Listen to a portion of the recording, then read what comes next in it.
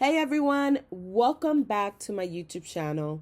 In today's video, I'm going to show you how to run a Pinterest ad campaign that you could drive traffic back to your Etsy store, to your Shopify store, or maybe you have your own small business. So if you want to learn how to run Pinterest ads, make sure that you watch all the way to the end because I am going to show you step by step how I do my own personal campaigns.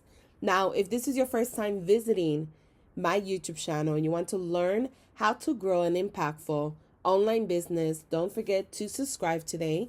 Don't forget to show me some love by liking this video and leaving a comment below with any questions you may have. So let's go ahead and dive in. So this is one of my many Pinterest accounts, and this one I actually have never ran an ad on. I usually do ads on my other Pinterest account, such as my health one, my finance one, and I also have one that's like a lady boss one, which is like for women empowerment, etc. On those accounts plus the other ones, I actually do run Pinterest ads account.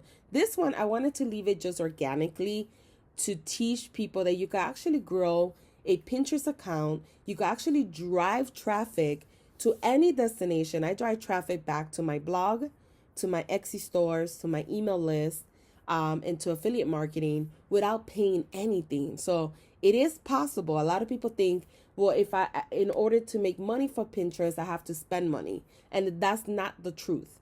You could actually do it organically like I have been doing it. So I roughly get about 3.6 monthly views, million monthly views. This month I'm I think I'm averaging in the last 30 days like almost 9 million views, and I'll show you that in a few minutes. But this is all organic. I'm not doing anything but just pinning and marketing. That's it.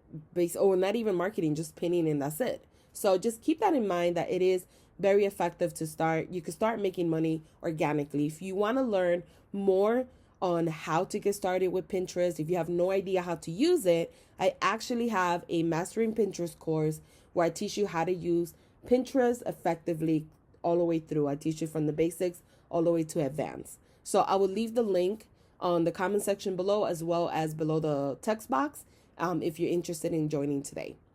Now, I'm going to show you from my analytics. You guys could see I don't run any ads on this actual campaign right now. So I've gotten 9.46 million impressions in the last 30 days. And as you can see, it is all organic. This is all organic here. Paid 0. So I don't do any. Now this is going to change now because I'm starting to do, or I'm going to start doing paid ads. I already did 2 today, and then now I'm doing a third one. So keep in mind that this is all organic, which is amazing. And the first thing I want to talk about before I show you how to do an ad, one of the important things that you have to do as a business owner is that you need to track where your sales are coming from. If you do a Pinterest ad and you don't add any tags to them to track where your sales are coming from, you might see an increase in traffic coming back to your Etsy store or maybe to your blog, and you might end up with a couple more sales. But how do you know that those sales actually came from Pinterest? And how do you know that they didn't come from the Etsy search results or from Google search results, right? How do you know? Well, you need to do trackings, and there's 2 types. One is a plugin that you add to your actual site, and another one is a tracking code that you will add yourself. And I'm going to show you both of them. But it's very, very important that you start doing this in order to track your campaigns, because you don't want to spend, $100 or more running ads, and then you don't really know I got a couple sales on Etsy. Did they really come from Pinterest, or did I get lucky and I got them from, the search results? And I know that on Etsy it gives you the stats and it tells you where your traffic is coming from, but doesn't really tell you where your sales coming from, basically. So it might tell you, from Pinterest you drove 200 people this month, but it's not going to tell you out of those 200 people, 7 people bought this item. It's not going to pinpoint it. So you need to add conversion tracks in order to be able to say, okay, I spent $100. And then when you look at your analytics on Pinterest, it'll say, I spent $100. Out of $100, I got 30 sales, and it converted this amount of money, right? Depending on what you're selling. I made, let's say, $300 in sales, etc. So that's the reason why you want to do that. It's very simple to do. All you have to do is go to ads and conversions. If you click here, I won't click on mine now because I already set mine up so it has like a tag manager, and I don't want people stealing that or doing any harm to my account. But when you go in there, it's going to give you different options based on what you have, whether you have WordPress, whether you have Shopify, whether you have Etsy, whether you have a different platform where you sell your products and services. So you will pick the one that goes with your service. So if you're an Etsy seller, you will pick the Etsy one. And from there, it's going to give you step-by-step instructions on how you could track your sold items and how to do so. It's very, very simple to use. If for some reason you're still having difficulties, it has a contact button. You could reach out to Pinterest directly, or you could hire like a web developer to do it for you if you have a website. If you own a website, it's pretty simple because it gives you a plugin that you download. You download that plugin, you upload it to your WordPress as a plugin, and from there you're able to use the code that you will get from here and put it in your website to track your events and your conversions. So, but it will tell you step by step on how to do it. So I don't want to confuse you on that, but it is really important that you start tracking where your sales are coming from. So that would be the first step. The second step is deciding what pin you want to use. So make sure that the pin is, vertical, that is at least 1200 by 800 pixels. That's attractive pin. That is something that people will want to go ahead and click on to learn more about your product and service. So once you're ready to do the ad, you will click on ads right here, and you will click on create ad. And from here, it's going to take you to the ad campaign. Another important thing about creating ads is that you have to have a Pinterest business account. If you don't have a Pinterest business account, it won't let you set it up. So just keep that in mind. So here, what I'm going to do is I'm going to type in the name of the campaign. So I'm doing an Etsy free course, and I'm going to put 2 here because I already did one earlier today. And keep in mind, once you're tagged, because it could take up to 24 hours for Pinterest to verify your tag. Once your tag is verified, because we're tracking sales, this is the one that you want to do. If you're doing a different campaign like brand awareness, you want more views on your videos, maybe you have your own company, you have like an app that you want people to install. Maybe you just want traffic, right? You're trying to collect, you just want the traffic. If you're trying to collect anything, whether it's email purchase, this is the one that you want, conversions. So for this video, we're going to do traffic. I'm going to continue. I'm going to leave, you could always do ad groups. Ad groups is when you do multiple ads to test the ad. So you'll do let's say you do 4 to 6 different ads within that same ad group. And this is it's just to test different stuff. I do recommend doing that, testing out different ads. You could do them individually or you could do them together. I like individually. Together, it gets a little chaotic for me, so that's why I don't do them together. But essentially what you want to do is that you want to run ads, and you want to do anywhere from you want to do anywhere from 2 to 6 per ad. So if you do one ad today that you're selling, let's say coffee mugs, you want to test that ad 6 times. You want to do 6 different ads with 6 different marketing, 6 different targeting, audience, etc. And then you run that from 24 to 48 hours to see which ad performed better.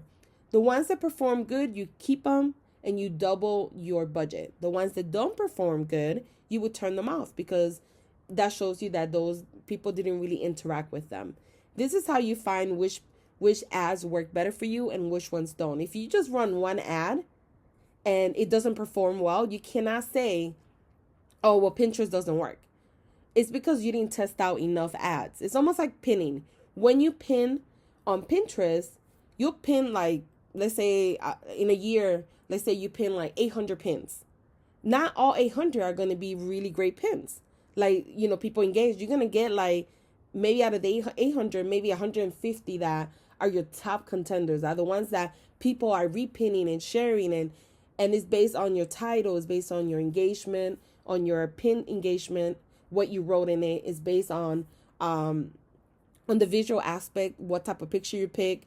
And that shows you, okay, this is a content that people are engaging with more. So let me create more of that content. It's kind of the same thing with ads.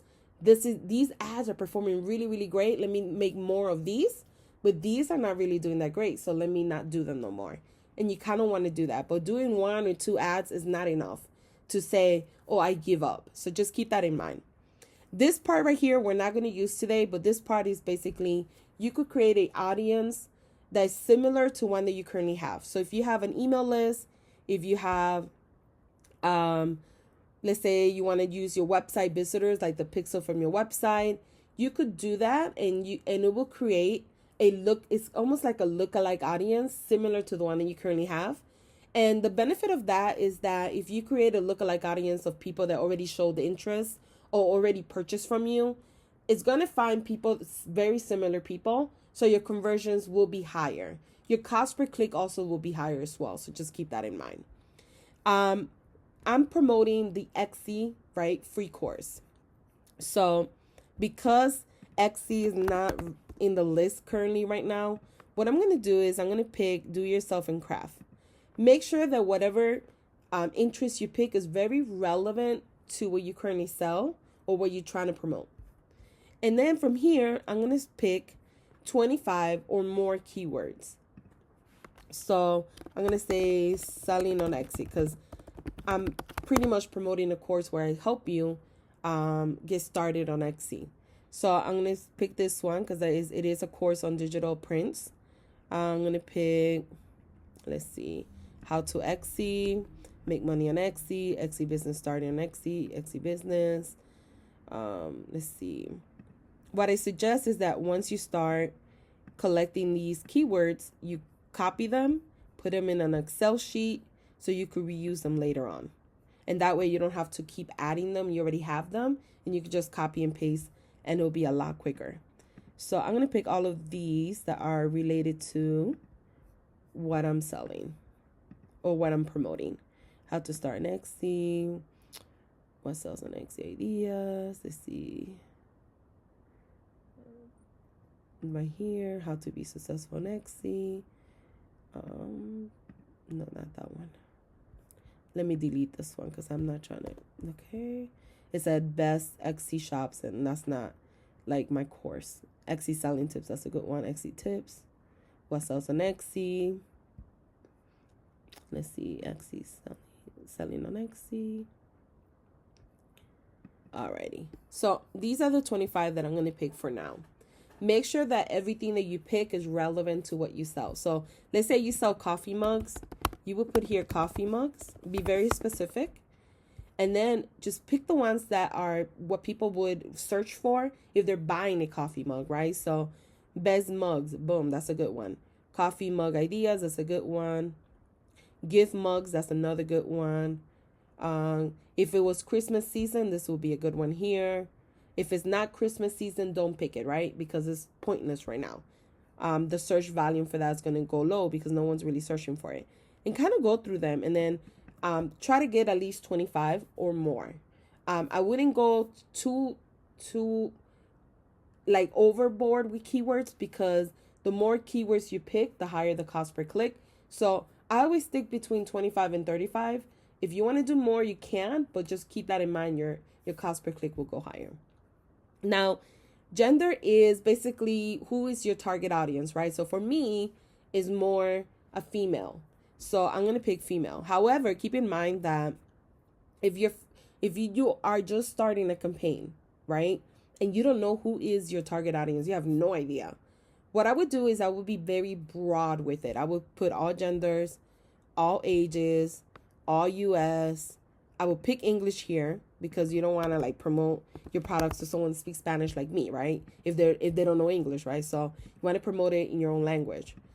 But I would leave these very broad. The reason why I'm saying that is because if you run ads for the next, let's say 30 days, you run this ad, even if you just spend $1 a day, at the end of 30 days, you're going to have a lot of data collected from Pinterest. And it's going to tell you people that interacted with your ads are between the age of 25 to 45. There were more females than male. They live in this city, etc. So based on that information that you get after collecting the data, that's when you redo the ad again. And then from there you pick, okay, so more females than men. So I'm just going to target females only. The age group was 25 to 45. Wow, I'm surprised. I thought it would be younger, right? Depending on what you sell. So you pick the age. Oh, so US, Canada, these whatever countries, right? Interacted. You pick those. And that's what you want to do. So if you don't know who your target audience is, maybe you have a slight idea, but you're not 100% sure. Just leave it very broad. Let Pinterest do its thing. It will show your ad to everybody and anybody. Let them collect that data. Wait at least 30 days, I would say. Don't jump the gun and like look at your data tomorrow if it's updated. Wait at least 30 days. Take that information, and when you run your second, third ad, use that information and run it to those particular people. That's the best way to get started. For me, is more female. My age group is between 35 to 64. I do all US and English. I do all devices. Also keep in mind, once you have the data, you're able to see, okay, mobile web didn't do that great for me, or web didn't do that great, but on Android tablet it did great. On iPhone I got a lot of clicks, a lot of conversions. So for now, if you're starting, do all devices. Majority of times all devices does really, really well. Certain niches it really doesn't. It just depends on what you sell. Now here, this is a trick one. If you're starting, do it all so you can kind of test it out. I'm actually doing search. I want somebody that types in how to do Etsy, and I want my pin to pop up. The reason why I'm doing search is because I tested both browse and search always performed better for me. Every niche is different, so just keep that in mind, but search performed way better for me. I'm going to do $5 per day. You could do $1 per day. You could do $10 per day. You could do $30 per day or more, depending on how much you want to spend. And then this is the cost per bid. It lets you adjust it if you want to. It really depends. Sometimes if you change it here too low, it won't let you run an ad. So just keep that in mind. I'm going to do 10 cents and hopefully it'll let me do it. So this is like what I'm telling Pinterest is that the maximum cost per click that I want to pay is 10 cents. Now they're recommending that a bid of $1.91 per click is a very competitive bid on my particular niche. I think that's pretty high for me, because if I'm spending $5 a day, 3 clicks, I'm done, right? So I don't want to spend that much. However, they did adjust it to 82 cents, which was the prior one before I put 10 cents, which is like medium. I'll get medium traffic, which is not that bad. I want to push my luck and see if I could do 10 cents. We'll see now if it's going to let me or not let me. So from here, I'm going to pick the board where I'm doing my campaign from. See if I find it right here. You could also, by the way, guys, if you have a particular pin that you want to promote, you could go to the actual pin. You could copy this code right here on the URL, and that's considered your pin ID number. So then when you go up here, you could do a search. You could put your pin ID and it searches the pin. So I'm going to pick this one because that's the one I want to do. Now what I want to do is I'm going to edit the pin, and I'm going to change the actual link. So this is the link that it has right now. Well, how do I know if I got email conversions from this, right? Just from the link, because this link, I have it everywhere. I have it in my YouTube channel. I have it in my Instagram. I have it in my email list. I have it in my newsletter, etc. Right? So what I'm going to do is you will go to Google and you will type in campaign builder URL. And you will click here. And all you need to do is put in your URL here, which it was already saved.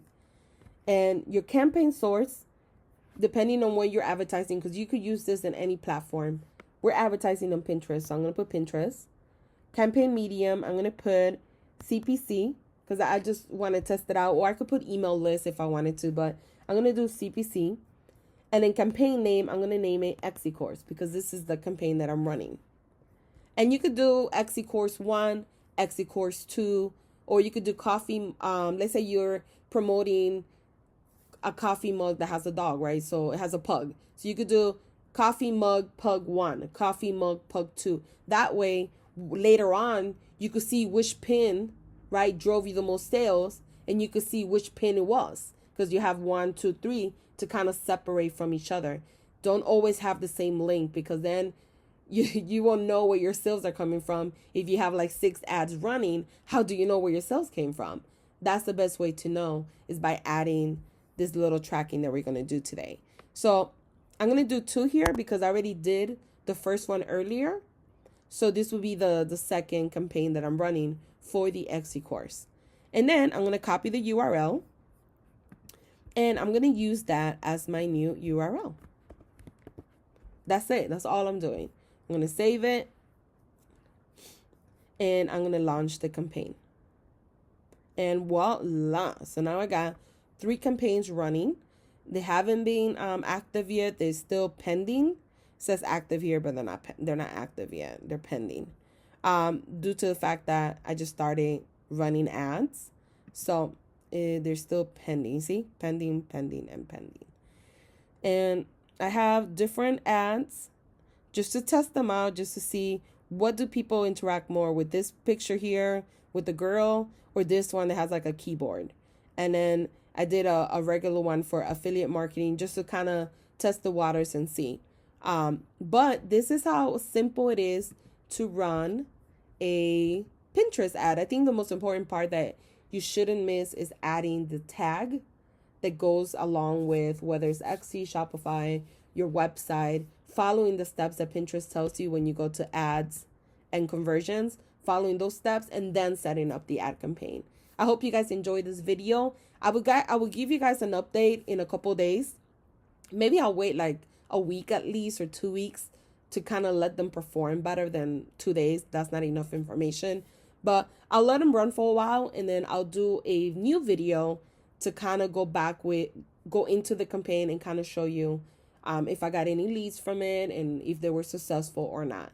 So I hope you enjoyed this video. Let me know in the comment section if you did or not, or if you have any questions. And thank you guys for watching.